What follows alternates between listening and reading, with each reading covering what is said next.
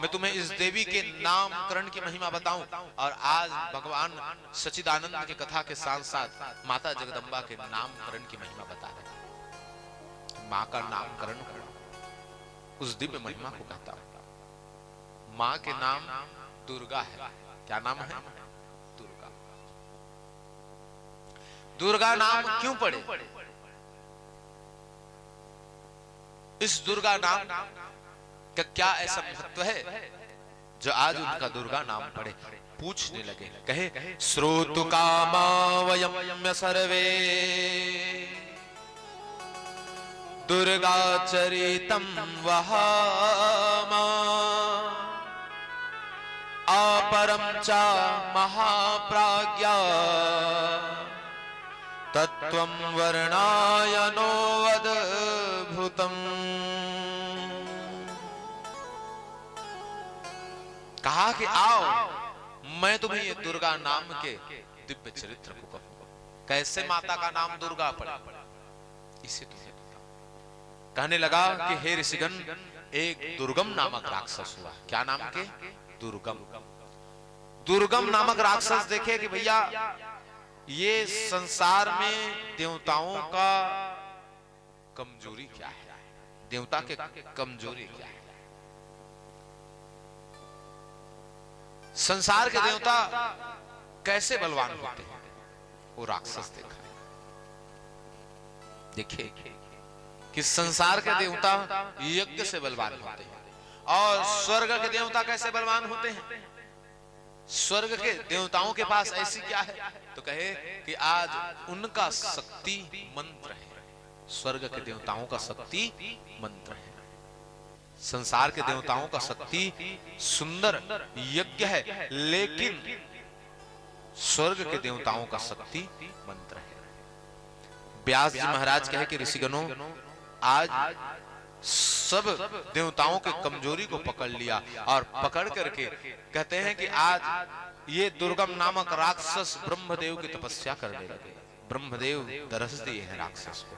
प्रेम से बोले ब्रह्मदेव की जय।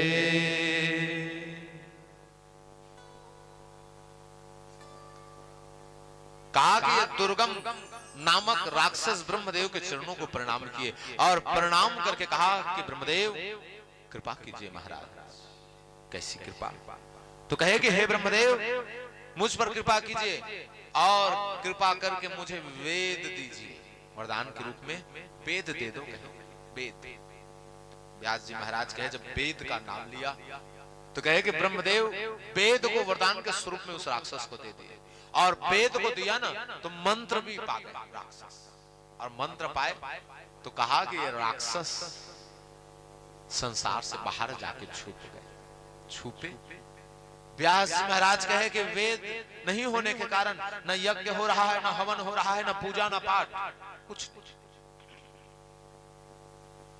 कहा कि वेद नहीं है तो मंत्र भी अब खंडित हो गए।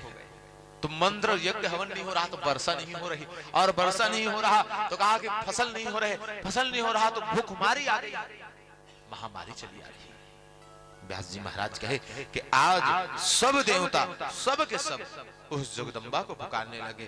कहे कि माँ, संसार को पालने वाली आप है, हे जगदम्बा हमारी रक्षा कीजिए। आज अब सब देवता मिलकर के सुंदर पुकारने लगे भाव से, तो माँ जगदम्बा को आना ही पड़ा, भवानी को आना पड़ा। कहे श्री व्यास जी महाराज, माँ दुर्गा को सुंदर आना पड़ा है। आज कहे कि देवी का यहीं से नामकरण दुर्गा हुआ है। कहा कि जब भवानी आए तो आकर के इस दुर्गम नामक राक्षस को ललकारने लगे, और जब ललकारने लगे तो दुर्गम देखा कि एक नारी है, ये मुझसे लड़ नहीं पाएगी। दुर्गम आए और मां जगदम्बा से युद्ध करने लगे, और जब युद्ध करने लगे घंघोर, तो कहा कि जब घंघोर युद्ध हुआ, मां अब देखी ना तब देखी। कहे कि त्रिशूल उठाए और आज माता हृदय में गाड़े, और हृदय में गाड़े तो कहा कि दुर्गम का संहार हुए।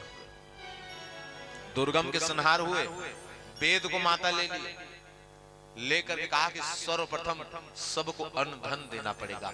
आज माता का एक रूप हुआ और एक सुंदर हाथों में वो अन्न ली है, एक हाथों में सब्जी ली है और अन्य अन्य हाथों में दिव्य दिव्य सुंदर अन्न और धन को लेकर के प्रकट हुए। कहा कि साग को धारण की है, इसलिए माँ को शाकंभरी कहा गया। प्रेम से शाकंभरी मैया की जय, जय जय भवानी। कहे कि शाकंभरी दुर्गम नामक राक्षस को मारे और संसार का दुर्गति का विनाश किया, तो माता जगदम्बा को दुर्गा कहा गया है। दुर्गति नाशनी दुर्गा जय जय जय, काल विलासनी काली जय जय। कहा कि मां आप दुर्गति का विनाश करने वाली है, इसलिए आप दुर्गा हो। दुर्गा नामक राक्षस को मारने वाली है, इसलिए आप दुर्गा हो। आपके चरणों में प्रणाम करते हैं मां जगदम्बिका, आपको दुर्गा कहते हैं। प्रेम से दुर्गा मैया की जय। उनका नाम दुर्गा पड़े, मां का दुर्गा पड़े।